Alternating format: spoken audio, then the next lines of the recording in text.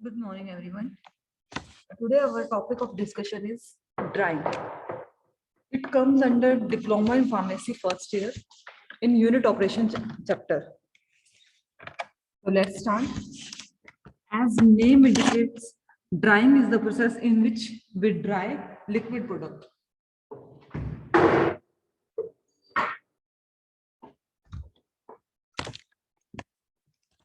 Removal of small amount of water or other liquid from material, application of heat is called drying. ये क्या है? Removal of small amount of water. अगर कम amount में भी water present है उसको भी हमें रिमूव करना है, और अदर लिक्विड या कोई और भी लिक्विड जैसे कोई भी सॉल्वेंट प्रेजेंट है तो उसको हमें रिमूव करना है from material by the application of heat. Heat की एप्लीकेशन से हीट करके हमें क्या करना है? उसको ड्राई करना है. इससे हम कहते हैं, इस प्रोसेस को कहते हैं ड्राइंग. तो मैकेनिज्म ऑफ ड्राइंग क्या है? हम ड्राइंग किस किस मेथड से कर सकते हैं? फर्स्ट है आपका थर्मल प्रोसेस, सेकेंड है non thermal process. Thermal process we can use heat, and in non thermal process we can dry our product without the application of heat. So in non thermal process there are further three methods. First one is by squeezing, second one is by absorption, and third one is by extraction. So this is the general mechanism of drying in which we use two methods. First one is thermal and next one is non thermal. Now we are saying that we can dry our product, remove liquid from our product. Then why we use drying? What is the main purpose, or what is the aim of our drying process? Drying makes material more convenient. What is the meaning of convenient? Switchable. In packaging, drawing जो process है हमारा, वो क्या करता है? हमारे material को convenient बनाता है. किस किस प्रोसेस के लिए? पैकेजिंग के लिए, ट्रांसपोर्टिंग के लिए, प्रिजर्विंग के लिए, and improves quality of product, और प्रोडक्ट की क्वालिटी को इम्प्रूव करने के लिए. इनको हम फर्दर एक्सप्लेन करेंगे एप्लीकेशंस में. Now next is application of drawing. Application का मतलब होता है what is the use of drawing, मतलब हम कहाँ कहाँ इस ड्राइंग प्रोसेस को यूज करते हैं. First one is preparation of bulk drugs. हम क्या करते हैं? प्रिपेयर करते हैं बल्क ड्रग को. बल्क का मतलब क्या होता है? आप बहुत ज्यादा क्वांटिटी में कोई ड्रग जो है प्रोडक्ट कर रहे हो. बल्क का मतलब ये क्या होता है कि ज्यादा क्वांटिटी में आप कुछ बनाना चाह रहे हो.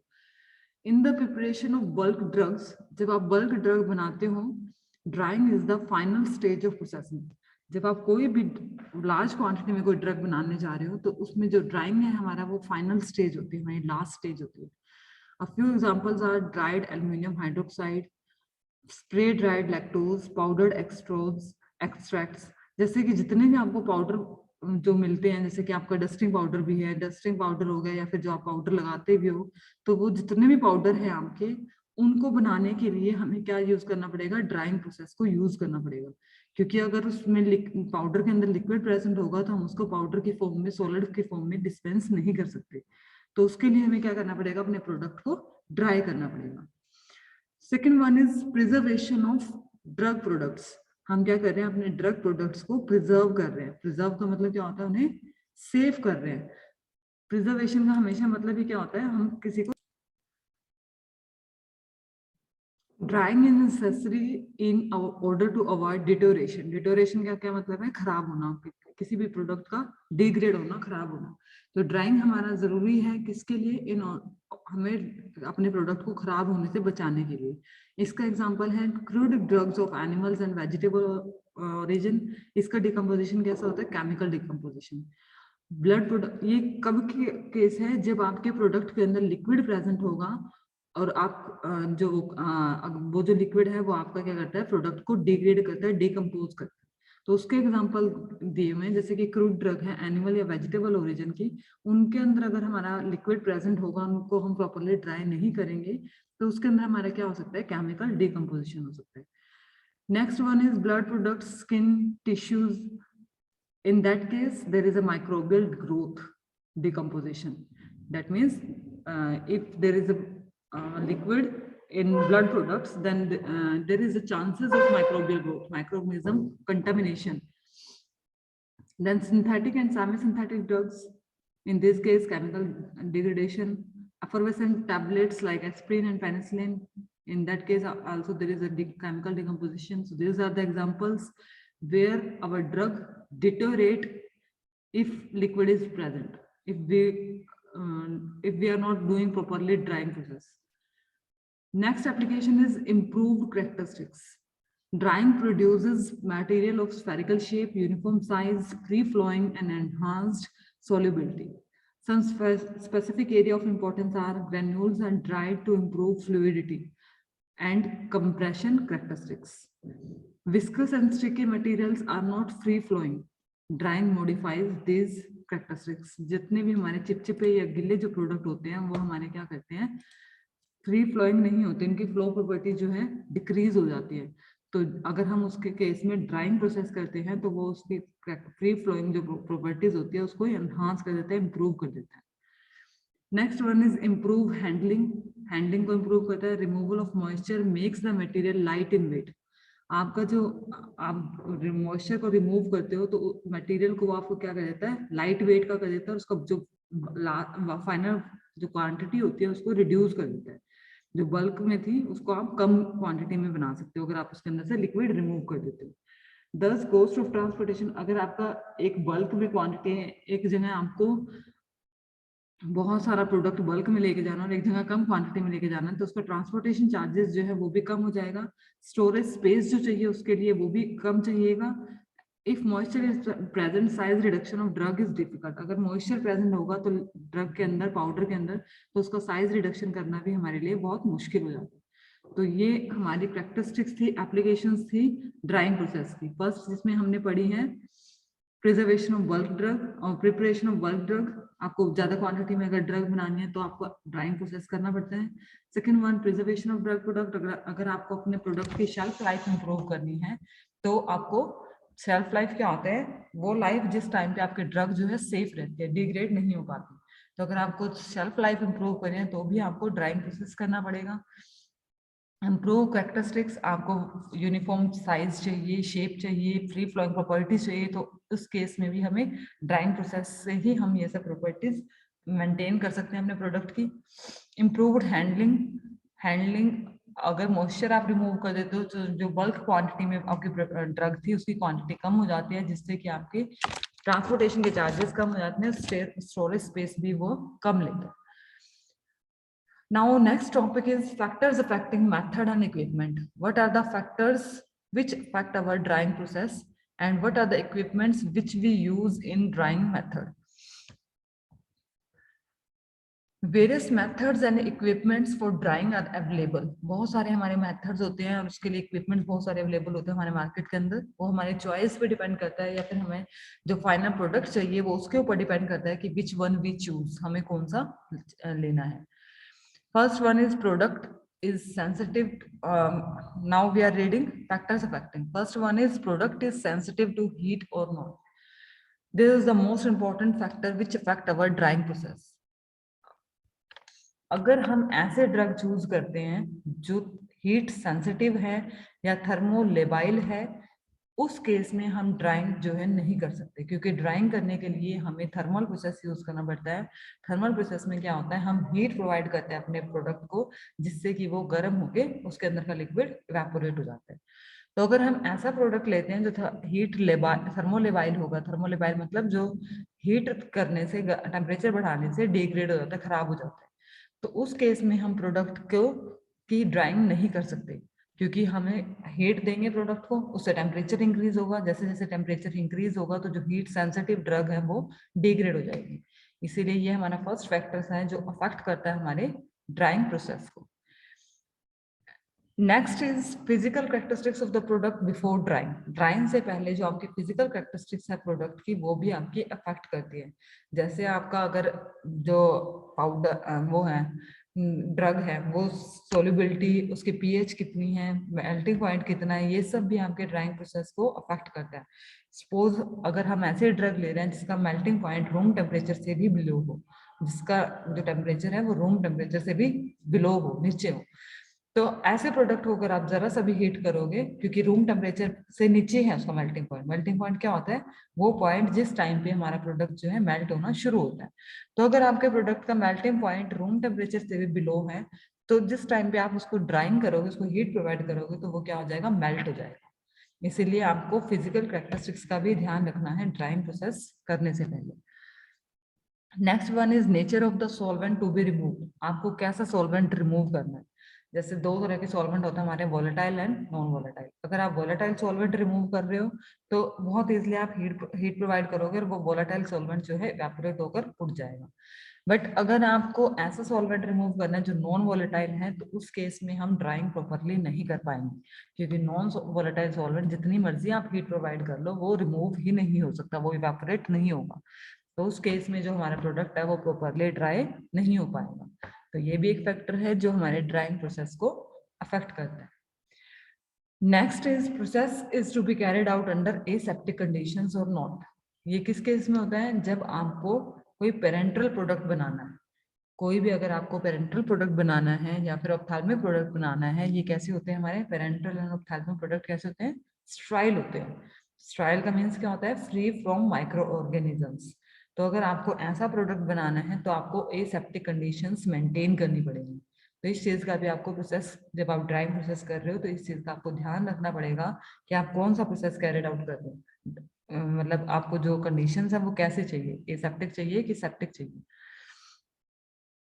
Next is quantity of the product to be dried. आपकी क्वांटिटी कितनी है? जो मटेरियल आपको ड्राई करना है उसकी क्वांटिटी कितनी है? अगर क्वांटिटी बहुत ज्यादा लेके आप ड्राई प्रोसेस करोगे तो उससे जो ड्राइंग है वो प्रॉपरली नहीं हो पाएगी। एक जगह आपको कम क्वांटिटी में ड्राई करना है प्रोडक्ट को, एक जगह बहुत बल्क में करना है। तो जो बल्क में होगा उसमें प्रॉपरली हीट, हर एक मटेरियल पार्टिकल को प्रॉपरली हीट नहीं मिल पाएगी और वो प्रॉपरली ड्राई नहीं हो पाएगा। इसीलिए आपको अगर एक्यूरेट ड्राइंग चाहिए तो आपको क्वांटिटी जो है कम रखनी पड़ेगी। Next is available source of heat. आपके पास सोर्स ऑफ हीट कौन सा अवेलेबल है? आप स्टीम से ड्राइंग करना चाह रहे हो, आप डायरेक्ट हीट प्रोवाइड करके कर रहे हो, आप रेडिएशन के थ्रू कर रहे हो, किस मेथड से या कौन से सोर्स से आप हीट कर रहे हो, ये भी आपके ड्राइंग प्रोसेस को अफेक्ट करता है। Next cost involve, of course ये भी बहुत इंपॉर्टेंट फैक्टर है। अगर आप कोई भी प्रोसेस कर रहे हो, कोई भी प्रोसेस कैरिड आउट करोगे, तो आप सबसे पहले क्या देखोगे? वो आपको कितना कॉस्टली पड़ रहा है। अगर कोई भी स्टेप या कोई भी प्रोसेस मुझे बहुत ज्यादा कॉस्टली पड़ रहा है, जितना मुझे मतलब रिटर्न में मिलना है उससे कहीं ज्यादा मुझे इनपुट करना पड़ रहा है, तो मैं ऐसा प्रोसेस नहीं करूंगी ना। तो बहुत कॉस्टली प्रोडक्ट तो हम प्रोसेस तो हम नहीं करेंगे। तो आप कॉस्ट कितनी इन्वॉल्व हो रही है ड्राइंग प्रोसेस के लिए, इस चीज का भी आपको ध्यान रखना पड़ेगा। तो ये सारे फैक्टर्स है जो हमारे ड्राइंग प्रोसेस को अफेक्ट करते हैं। फर्स्ट हमारा था इसके अंदर product is sensitive to heat और नॉट। प्रोडक्ट जो है हमारा हीट के सेंसिटिव है या नहीं। Physical characteristics of the product, और उसकी कैरेक्टरिस्टिक्स कौन सी है? Nature of the solvent, process to be carried out under aseptic condition, quantity of the product to be dried, available source of heat, and cost involved. So these are the factors which affect our drying process. Next topic is our equipment used in drying process. There are a lot of equipments which we use in our industries, pharmaceutical industries, but in our syllabus we have to study only two equipments. First one is fluidized bed dryer, and second one is freeze dryer. These are the two equipments which we have to study in our D Pharmacy first year syllabus. So in this class, I will give you a brief introduction about fluidized bed dryer. In next video, we will discuss we will discuss freeze dryer. Fluidised bed dryer क्या होता है? जिसे हमें नाम से पता चल रहा है फ्लूडाइज्ड स्टेट। फ्लूडाइज्ड स्टेट क्या होता है? जब आपका पार्टिकल जो है हवा के अंदर सराउंड रहता है, हवा के अंदर सस्पेंड रहता है, उस स्टेट को हम कहते हैं फ्लूडाइज्ड स्टेट। फ्लूडाइज्ड जैसे आपको फिगर के अंदर नजर आ रहा है, अभी मैं आपको फिगर एक्सप्लेन कर देती हूँ ब्रीफ में। हम नेक्स्ट वीडियो के अंदर इसको पढ़ेंगे, इसको भी, और नेक्स्ट जो फ्रीज ड्रायर इक्विपमेंट है, इन दोनों को हम नेक्स्ट वीडियो में ब्रीफ से स्टडी करेंगे। अभी हम सिर्फ एक बेसिक इंट्रोडक्शन देख लेते हैं कि होता क्या है फ्लूडाइज्ड बेड। जैसे आपको इक्विपमेंट में नजर डायग्राम जो है वो आपको दिखाई दे रहा है। इसके अंदर आपका स्टार्टिंग जहाँ रेड एरो है वहां से अगर हम स्टार्ट करें तो इसके अंदर दो आपको नजर आ रहे हैं, एक है इनलेट, एक आउटलेट। इनलेट और आउटलेट किस चीज के हैं? ये एयर के। इनलेट से फ्रेश एयर जो है अंदर इंट्रोड्यूस कर रहे हैं, आउटलेट से वो एयर बाहर निकल रही है, ठीक है। इनलेट के बाद आपके आते हैं एयर हीटर्स।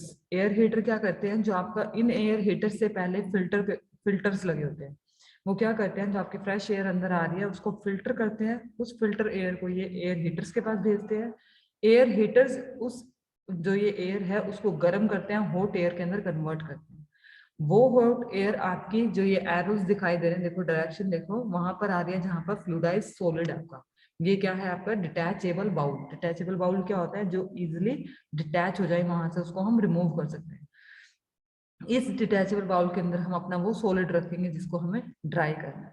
तो वो हॉट एयर जो एयर हीटर से आ रही है वो यहाँ पर आएगी, फ्लूइडाइज्ड सॉलिड्स के कांटेक्ट में आएगी, वहां से वो फ्लूइड और बहुत हाई वेलोसिटी में आएगी। जो हॉट एयर है बहुत ज्यादा तेज वेलोसिटी से आती है, तो वो एयर क्या करेगी? इन सॉलिड पार्टिकल्स को हवा के अंदर सस्पेंड करेगी, क्योंकि वेलोसिटी बहुत ज्यादा है तो, और गर्म हवा है तो उसको हवा के अंदर जिस टाइम सस्पेंड करेगी तो उस टाइम पे जो हमारे पार्टिकल्स हैं वो प्रॉपरली ड्राई हो जाएंगे। किस वजह से? दो रीजन से। एक तो वेलोसिटी जो है एयर की वो बहुत तेज है, दूसरा जो एयर है हमारी वो क्या है? हॉट है, उसकी वजह से वो ड्राई हो जाएंगे और फ्लूइडाइज स्टेट में रहेंगे। तो फिल्टर बैग्स किस लिए लगे हुए हैं? वो जो बहुत फाइन पार्टिकल्स होंगे वो तो फिल्टर बैग में अटक जाएंगे, वहां पे रिटेन कर लेगा। ये जो फिल्टर बैग है उन बिल्कुल स्मॉल पार्टिकल्स के सॉलिड्स को अपने अंदर रिटेन कर लेगा। जो बिगर साइज के पार्टिकल होंगे वो वापस से डिटैचेबल बाउल में जाएंगे, फिर से हवा के कांटेक्ट में आके फिर से फ्लूइडाइज्ड स्टेट में जाएंगे। ये प्रोसेस बार बार रिपीट होता रहेगा, उससे जो हमारा मटेरियल है प्रॉपरली ड्राई हो जाएगा। ऊपर यहाँ पर एक फैन लगा हुआ है, ये फैन क्या करता है? वो जो हवा आ रही है उसको सर्कुलेट करता है चारों ओर, इस पूरे इक्विपमेंट के अंदर सर्कुलेट करके रखता है। देन वो जो हॉट एयर है आउटलेट से बाहर निकल जाती है, कुछ जो गर्म हवा है वो रिसर्कुलेशन कंट्रोल की हेल्प से नीचे वापस दोबारा से आती है। पूरी की पूरी हवा जो है बाहर नहीं जाती, कुछ गर्म हवा जो है नीचे वापस से इस प्रोसेस में अगेन रिपीट होती है। तो ये था बेसिक आपका introduction about fluidised bed dryer.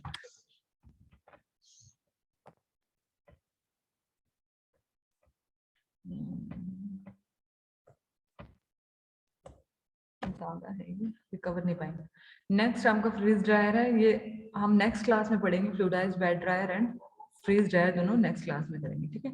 आज हमने बेसिक पढ़ा कि ड्राइंग प्रोसेस होता क्या है, इसका पर्पस क्या है हमारा करने का, किस रीजन से हम इसको करते हैं, मेन एम क्या है हमारा।